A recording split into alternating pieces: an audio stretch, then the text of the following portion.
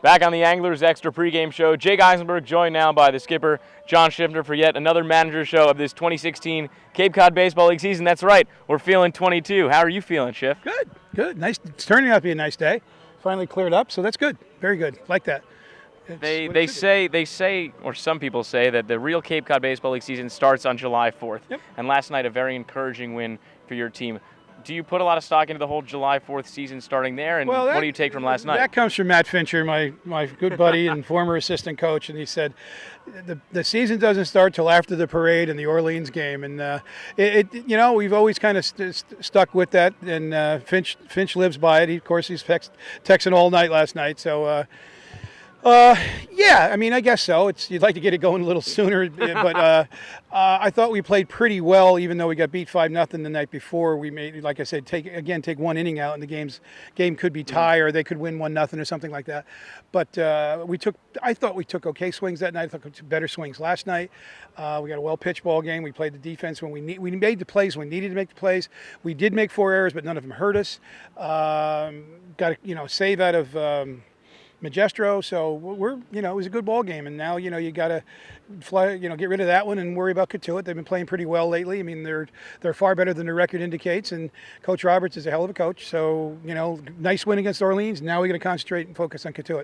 This game tonight, the 22nd game of the summer, marks the halfway point of the season. How much confidence would it give you going into the second half to have a 500 team?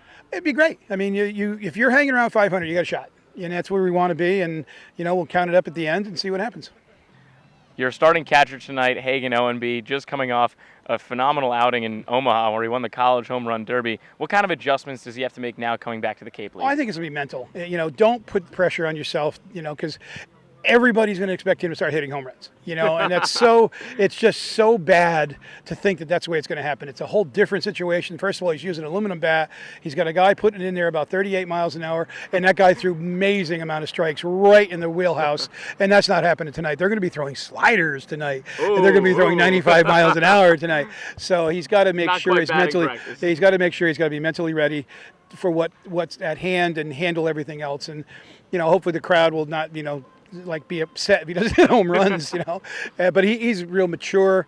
Talk about humble, very thankful for the opportunity to do what he did. Just a great kid. We couldn't have been happier for him. That was just, it was great for East Tennessee. It was great for the Cape League, great for us, great for Cotuit because he was with them. I mean, it was just a really, really special opportunity, and I'm really happy to be part of that.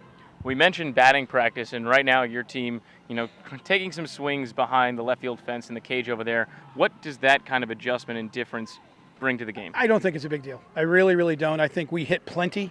This is to be the first time I don't think we've had a full round of batting practice all season.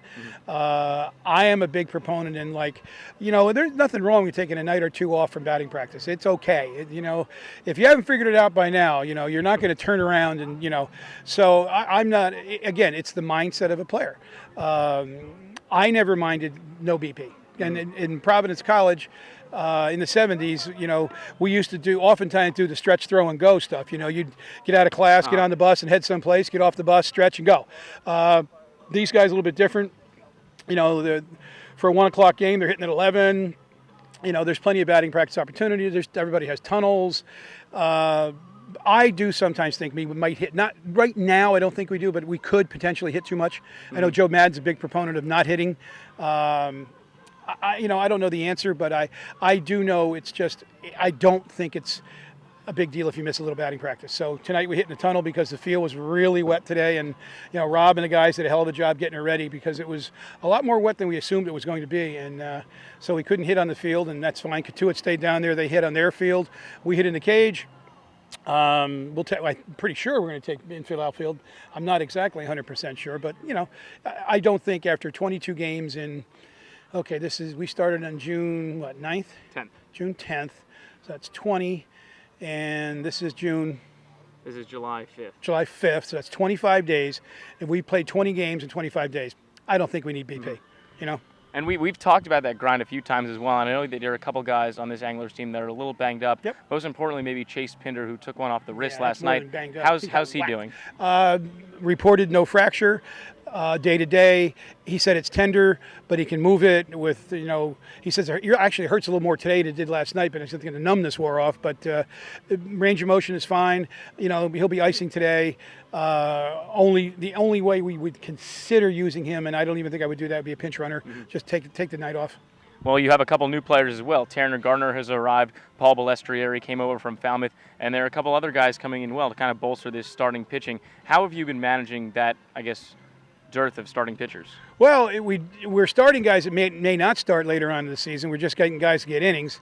And I was just telling the guys and the TV guys that there's going to be games where we might piggyback and just go, okay, fellas, you guys you're throwing 1 through 3, you're throwing 4 through 6, and you're throwing 7 through 9. That's the end of it.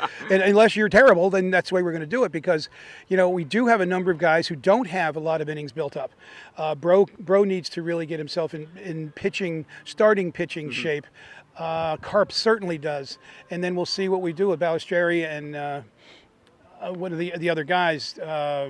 Caleb Gilbert. We're not, again, we're trying to make starters, and by doing that, you build up arm strength by going 2 innings, 3 innings here, shut them down for a couple of days, get their next bullpen, build it up again, and hopefully you get them to where you want to go 5, 6, 7 innings, and that's our goal right now, is to eventually have the 6 starters we want and ready to go, and get us through the playoffs. Well, Schiff squad tonight looking to get back to that 500 mark, going to the halfway point of the season tonight, taking on the Cotuit Cavaliers for the second time this season. Schiff, thanks as always for your time. Thank you, Jake. All right, Evan, back to you.